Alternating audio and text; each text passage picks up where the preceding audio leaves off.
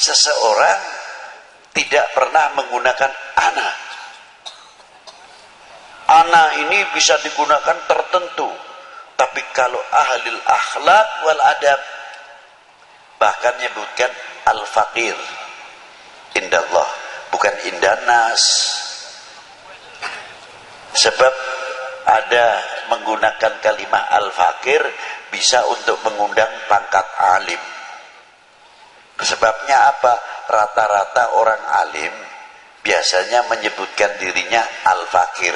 Maka dari itu supaya saya dipanggil alim, maka menyebut diri saya al-faqir supaya dipanggil alim.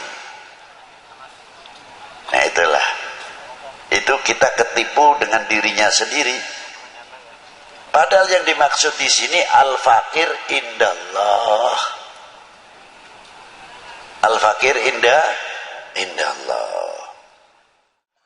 Dan banyak orang ingin rezekinya banyak, jangan tinggal wudu, mudawamatil wudu. Insyaallah itu urusan rezeki luar biasa. Mangkana mudawamatil wudu.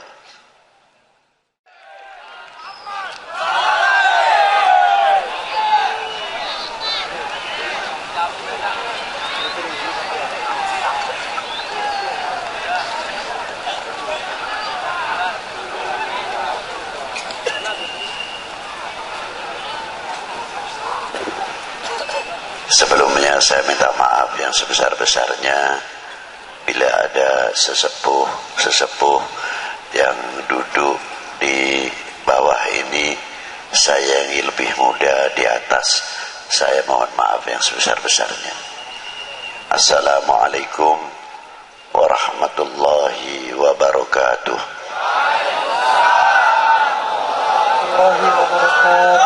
Alhamdulillahil awalu bila ibtida wal akhiru bila intiha, jami'us sifatil ulia wal izzati wal kibriya, wassalatu wassalamu ala imami ahli sofai wal wafa, utbil anbiya wal awliya, sayyidina wa maulana Muhammadin khairid dawa likulli saqamin wada, rahmatan wa shifa fi sirri wal jila, wa ala alihi wa sahbihi ma damatil ard was sama. Amma ba'du. Ayyuhas sadatinal a'izza al fudala, yang saya banggakan dan yang wajib saya cintai, saya hormati para sesepuh, bini sepuh, para alim ulama, para ajengan, hapunten anu seueur bising sing abdi henteu tiasa nganyebatkeun salah hijina, lain kurang ngahormatan atau kurang mahabbah tisim kuring. Yang saya hormati Bapak Kapolda Banten, Bapak Wakapolda Banten, jajaran Kapolres, dan yang saya hormati Bapak Danrem. Danrem berapa Pak? 064 beserta para bapak-bapak dandim, dan yang saya hormati Bapak Ketua MUI, DPRD, tokoh-tokoh masyarakat, tokoh-tokoh agama, dan yang saya hormati bapak-bapak dari instansi pemerintahan, sipil, TNI, Polri, yang selalu kami banggakan, bapak-bapak Muspika, Pak Camat, Pak Danramil, Pak Kapolsek beserta jajarannya, bapak-bapak Bupati, maaf, wakil bupati atau yang mewakilinya, panitia penyelenggara dalam rangka Banten bersalawat, hadirin wal hadirat rahimakumullah. Saya tuh sebetulnya sudah aras-arasan cek Sunda mameureun hati teh teu geunah bade dongkap ke Banten. Punten wae bising Sundana kasar sebab abdi teh urang Pekalongan. Jadi bising aya nu salah-salahnya hampun we ka abdi. Ulah kirang-kirang. Para bapak, para ibu, karena apa? Tidak apa-apa, karena saya fisiknya itu kurang baik. Tapi mendadak saya takut kalau dimarahi oleh Maulana Hasanuddin Banten. Takut kalau dimarahi Maulana Yusuf, lebih-lebih ayahnya Maulana Hasanuddin Banten, Qutbil Aqtab, Sayyidi Syekh Maulana Syarif Hidayatullah. Maka saya memohon dengan Allah, tawasul kepada beliau. Alhamdulillah, saya habis sholat Jum'ah jam 2 maghrib, lebih sedikit jam 6:15 sudah masuk ke Cilegon. Itu di antara karomah para sesepuh di Banten ini. Ma'asyiral muslimina wa rahimakumullah. Apa sih sebenarnya selawat itu? Kalau orang baca selawat sudah banyak yang mengerti. Mungkin selawat nariyahan, mungkin selawat munjiat, dan selawat-selawat yang lain. Selawat dengan ayatnya yang sangat terkenal, sangat populer. Innallaha wa malaikatahu yusalluna 'alan nabi. Ya ayyuhalladzina amanu sallu 'alaihi wa sallimu taslima. Ditafsirkan oleh Ibnu Hajar Qadil Iyad dalam kitabnya Asy-Syifa yang dikumpulkan oleh Sayyidi Syekh Muhammad Yusuf atau Sayyid Yusuf An-Nabhani di dalam kitab Sa'adatud Darain. Diterangkan oleh Ibnu Hajar Al-Haytami Al-Asqalani dan Syekhul Islam Imamun As-Subki dan Abu Bakar Jalaluddin As-Suyuti, tokoh-tokoh yang sangat ma'ruf, menafsirkan innallaha wa malaikatahu yusalluna 'alan nabi.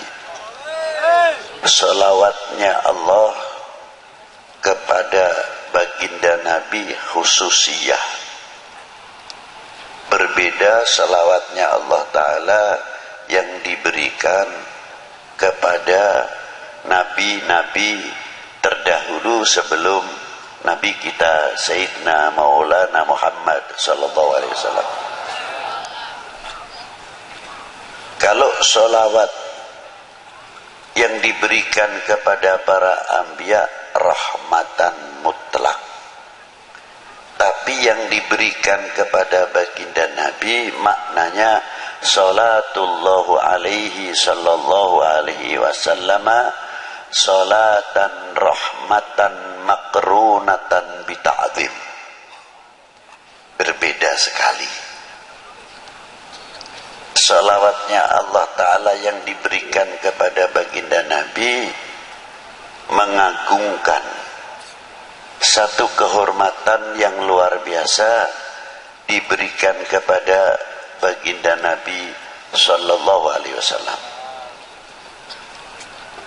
Lautan rahmat yang tiada bertepian. Rahmat yang sangat luar biasa. Tapi tidak mungkin orang itu akan menggapai rahmat Allah Ta'ala yang diberikan kepada baginda Nabi tanpa ada pancingnya, syaratnya. Syaratnya apa? Dengan sholawat lagi. Jadi kalau kita membaca selawat kepada baginda Nabi, yang untung itu bukan baginda Nabi, yang untung sebetulnya kita. Itu diantaranya.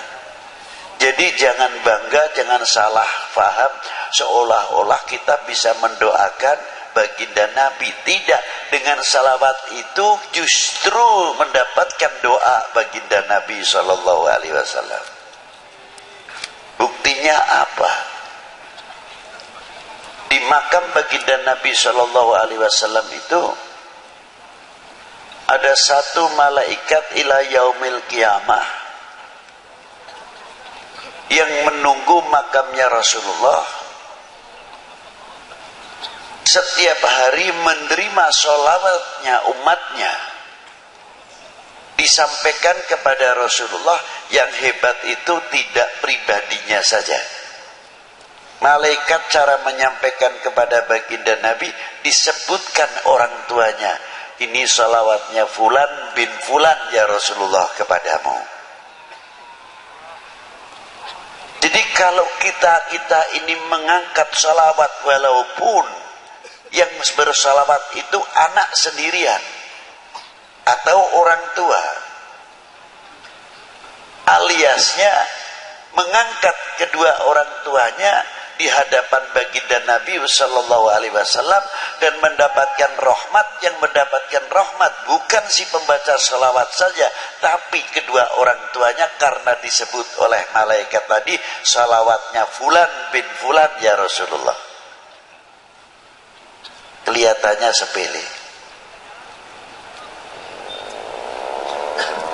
Ma'asyiral muslimina rahimakumullah. Takdimnya Allah Subhanahu wa taala makrunatan bitakdim. Ada satu kandungan nilai-nilai akhlak yang luar biasa. Di antaranya apa? Allah Ta'ala memberikan satu contoh nilai akhlak, nilai adab. Karena tadi makrunatan bitakdim. Apa di antaranya? La taj'al du'a ar-rasul bainakum kadu'a ba'dukum ba'da. Jangan engkau memanggil kepada kekasihku ini sebagaimana engkau memanggil sesamamu. Allah Ta'ala tidak pernah memanggil dengan kalimat nida, ya Muhammad atau ya Ahmad. Tidak ada itu.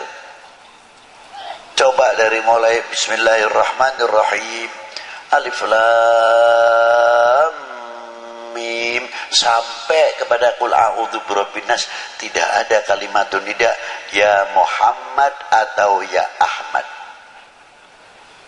Ada khobar, wa ma Muhammadun illa rasul, begitupun pangkatnya Rasulullah di bawah, illa rasul.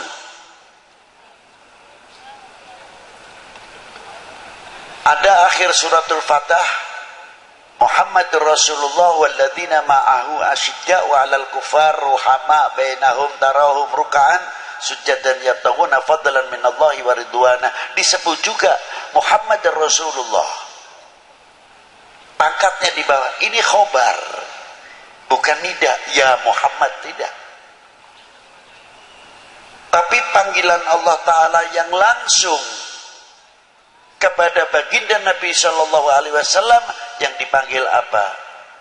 Yasin, Toha, ya ayuhan Nabi, ya ayuhan Rasul, ya Mudaththir, ya Muzammil, dan lain sebagainya, kebesaran-kebesaran asma'un Nabi Sallallahu Alaihi Wasallam.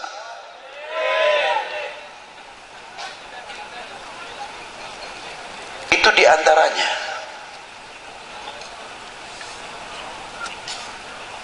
Maka kita dididik oleh Allah Ta'ala, jangankan kepada baginda Nabi Sallallahu Alaihi Wasallam, yang kepada kita sendiri, bagaimana cara menghormati antar sesama kita.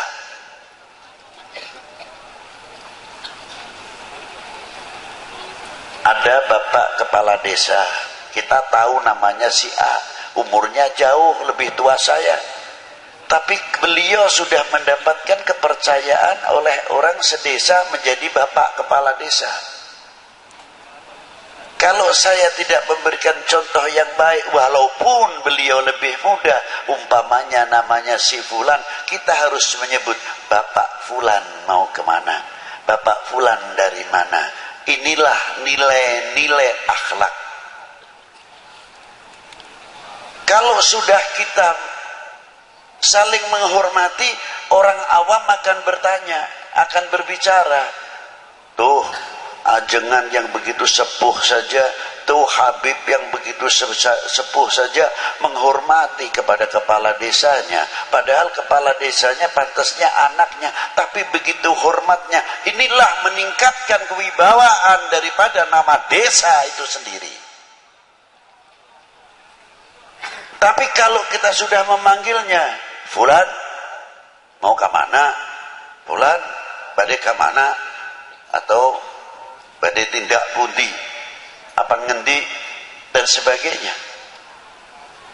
secara tidak langsung menjatuhkan kewibawaan pimpinan-pimpinan yang ada di dalam desa itu, walaupun dalam sekup yang kecil. Itu hebatnya. Maka Allah Ta'ala selalu memberikan bimbingan, tuntunan terus kepada umat baginda Nabi sallallahu alaihi wasallam. Ini contoh yang luar biasa. Yang kedua, makna sholawat terhadap wa ala ali Sayyidina Muhammad. Ini pertama kali turun ayat innallaha wa malaikatahu yusalluna 'alan nabi ya ayyuhalladzina amanu sallu alaihi wasallimu taslima. Sahabat Ka'bil Akhbar bertanya kepada baginda Nabi, kaifa nusalli alaika ya Rasulullah. Hebatnya sang penanya, tidak menggunakan, memunculkan ego atau akuisme, menggunakan kalimah nahnu. Kaifa nusalli, bukan kaifa usalli alaika ya Rasulullah, tidak. Kalau begitu para sahabat alim juga. Satu kalimah jamak menunjukkan akhlak wal adab. Kalau bahasa Jawa panjenengan,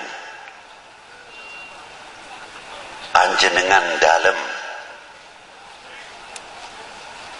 Halusnya kalau dalam bahasa Arab selain antum, samahatikum, saadatikum, itu kromo inggil, bahasa yang tinggi.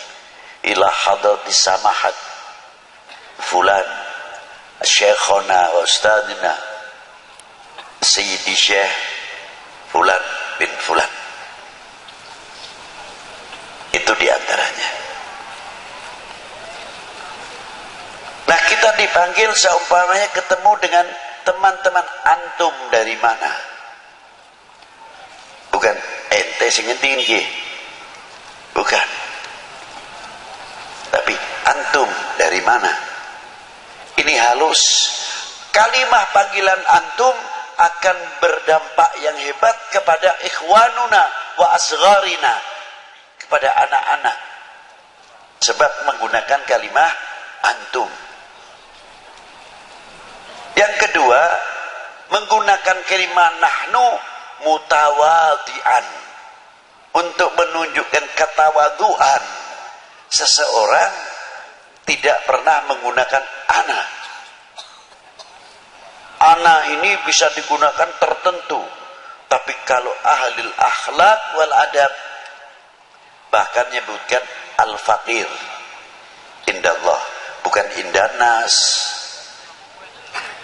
Sebab ada menggunakan kalimah al-faqir bisa untuk mengundang pangkat alim. Sebabnya apa? Rata-rata orang alim biasanya menyebutkan dirinya al-fakir. Maka dari itu supaya saya dipanggil alim, maka menyebut diri saya al-fakir supaya dipanggil alim. Nah itulah, itu kita ketipu dengan dirinya sendiri. Padahal yang dimaksud di sini al-fakir indallah. Al-fakir indallah. Itulah sahabat Ka'ab dengan rendah dirinya di hadapan sang maha guru, ialah baginda Nabi sallallahu alaihi wasallam. Kaifa nusalli alaika ya Rasulullah? Mengapa menggunakan kaifah alaika bukan alaikum? Di sini menggunakan mukhatab istighdhariyah. Seperti pada waktu kita sholat, at-tahiyyatul mubarakatus salawatut thayyibatu lillah. Assalamu alayka, ketika mengucapkan assalamu alayka seolah-olah kita berhadapan dengan baginda Nabi sallallahu alaihi wasallam. Ini disebut mukhatab istighdhariyah. Kalau orang sudah terlatih dengan istighdhariyah al-mukhatab, lama-lama karena kita sering menghadap kepada Rasulullah, kita akan merasa dilihat oleh Rasulullah SAW, dan kita akan banyak bercermin kepada baginda Nabi SAW. Bercermin tutur kata kita, bercermin pandangan kita, bercermin wawasan kita jauh, bercermin telinga kita sampai mata, telinga, mulut. Sebagaimana kita menghasilkan karya wudhu, karya wudhu yang telah melahirkan dan menyentuh, mencapai batiniah, wudhunya bukan untuk zahiriyah saja.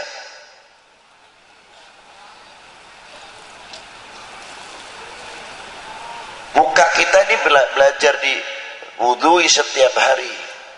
Kalau kita hitung membasuh muka saja 3 kali 5, kalau setiap sholat wudhu sudah 15 kali. Kali 30 berapa? Berarti sudah 450 cuci muka dengan air wudhu. Sudahkah menyentuh batiniah kita atau belum?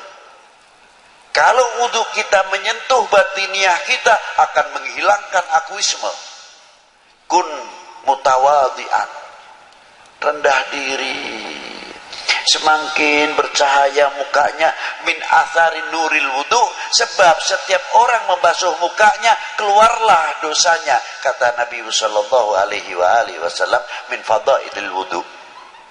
Apalagi setiap habis wudu salat syukral wudu, dan banyak orang ingin rezekinya banyak, jangan tinggal wudhu, mudawamatil wudhu. Insya Allah itu urusan rezeki luar biasa. Mangkana mudawamatil wudhu. Nah itu diantaranya. Apa yang diwudhui diantara kita? Ya mata kita, mulut kita. Berarti selalu setiap hari kita sucikan mata kita, mulut kita. Kalau sudah menyentuh batiniah kita, pasti mata kita akan mempunyai pandangan dan wawasan yang jauh dalam segi ilmu dan lain-lainnya. Segi ilmu, segi agama, sampai kepada wawasan kebangsaan, wawasan kita itu jauh. Satu contoh. Dan yang kedua, akan menutup aib. Siapa? Min ikhwanunal mu'minin wal mu'minat wal muslimin wal muslimat, akan menutupi cacatnya, kekurangannya saudara kita mukminin wal muslimat dan saudara kita sebangsa setanah air. Karena di Indonesia itu ada dua persaudaraan. Yang satu, saudara kami seagama, sebangsa, setanah air. Yang kedua, saudara kami sebangsa, setanah air. Itu persaudaraan. Itu yang harus kita jaga, keutuhannya dan sebagainya. Ini dua. Mestinya kita pandai-pandai menutupi. Bukan berarti kita mendiamkan kejelekan atau keburukan, kesalahan, tidak. Kita nasihati sendiri. Jangan sampai orang lain, bangsa lain bertepuk untuk kita, karena kita membuka kekurangan-kekurangan apa yang ada dalam umat ini atau dalam bangsa ini. Di mata ini tugasnya. Yang kedua, telinga mempunyai filter,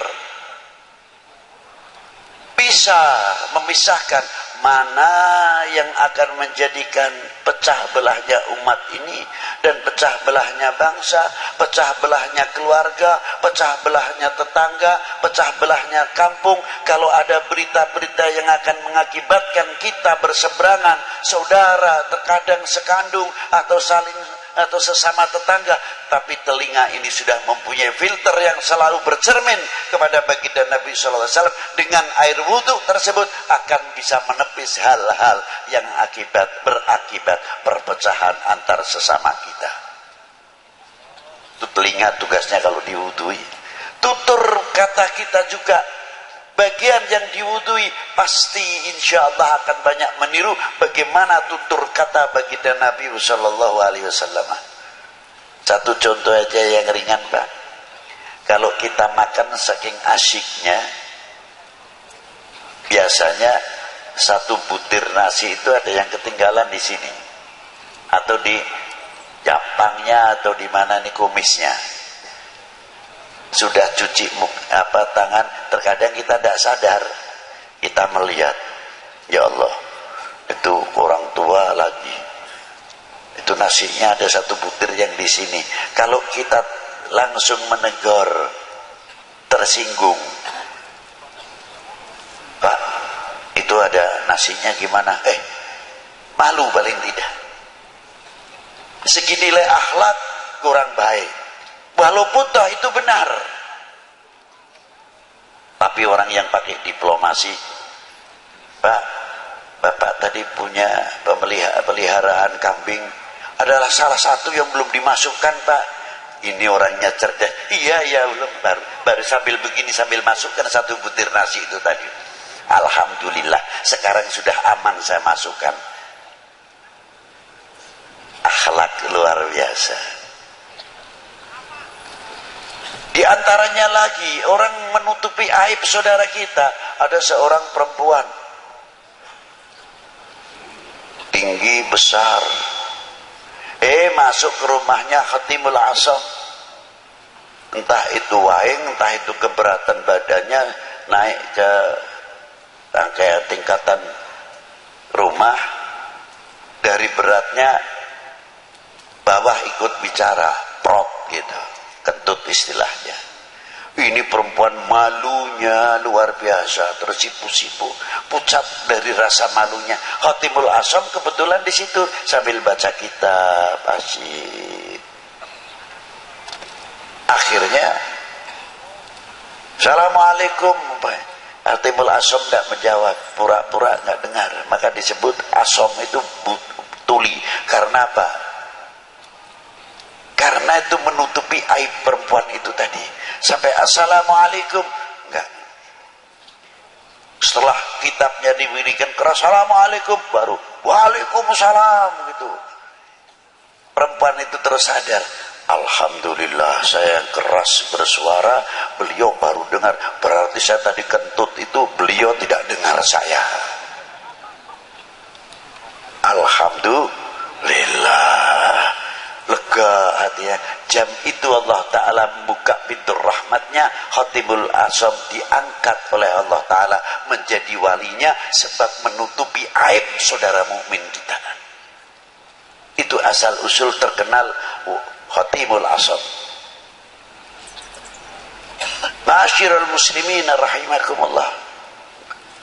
Dan selanjutnya sampai tangan yang diwudui, kaki yang diwudui. Kalau umat Islam benar-benar tangan yang sudah suci ini, ya maaf saja, tangan yang sudah bersih, menjalankan sholat 5 waktunya baik, tutur katanya baik, mukanya tabasam baik, dan lain sebagainya. Mungkin tangan yang bersih ini tidak mau kalau diajak korupsi. Sebabnya apa? Setiap hari sudah dibersihkan. Tapi karena kurang mendalami babul wudhu sama babul sholat, ya terkadang terpaksa menjadi oknum karena tidak tahu cara athar min atharil wudhu. Itu tadi. Nah, sahabat Ka'ab tersebut kita kembalikan kepada beliau dengan kalimat nahnu. Rasulullah menjawabnya apa?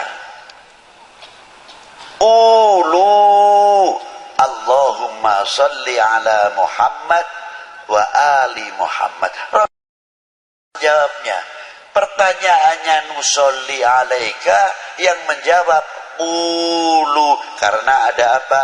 Apakah itu Rasulullah karena berdasarkan pertanyaannya Ka'bil Ahbar? Tidak. Berdasarkannya ayat juga, kalimahnya jamak. Ya ayyuhalladzina amanu sallu, maka Rasulullah di sini menjawabnya qulu. Sahabat Ka'ab pun tahu karena perintahnya Allah, ya ayyuhalladzina amanu sallu alaihi wasallimu taslima, maka kaifa nusalli alaika. Itu hebatnya antara sahabat dengan baginda Nabi sallallahu alaihi wasallam. Komunikasi yang sangat indah. Ananiyahnya, akuismenya sahabat Ka'ab tidak ada. Rasulullah pun memberikan contoh pada waktu kaifa nusalli alaika ya Rasulullah. Rasulullah berdiam, tidak langsung menjawab. Diam dulu. Setelah berapa saat Rasulullah membacakan salawatnya, Allahumma salli ala Muhammad wa ala ali Muhammad kama sallaita ala Ibrahim wa ala ali Ibrahim. Tidak menggunakan Sayyidina. Sahabat Ka'ab sebagai murid sedang dituntun, dibimbing oleh sang guru. Apa adanya. Rasulullah memberikan satu contoh, Allahumma salli ala Muhammad. Murid pun mengikuti Allahumma salli ala. Tapi ketika keluar, sahabat Ka'ab tetap menggunakan kalafdu siyadah bidalil ana sayyidi waladi Adam. Loh, makanya sahabat menambah berani kalimah lafdu siyadah sayyidina Muhammad wa ala ali sayyidina Muhammad. Lafdul kalimah ali maknanya fi maqamati doa, bukan khusus untuk keluarga Nabi saja. Tapi kalimah wa ala ali adalah untuk ummah Sayyidina Muhammad sallallahu alaihi wasallam. Indah maqamati doa.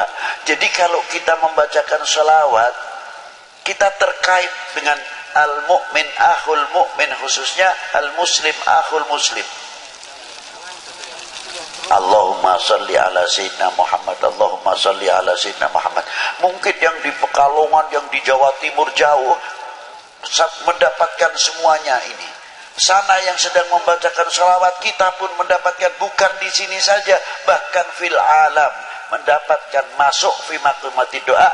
Allahumma salli ala Sayyidina Muhammad wa ala ali Sayyidina Muhammad. Jadi salawat itu tali silaturahmi kepada Nabi, tali silaturahmi kepada keluarga Nabi, tali silaturahmi ma bainal akhwainil ummah wal ummah, al mu'min wal mu'minah wal muslim wal muslimah. Di sini masih terkait dalam as-shalah.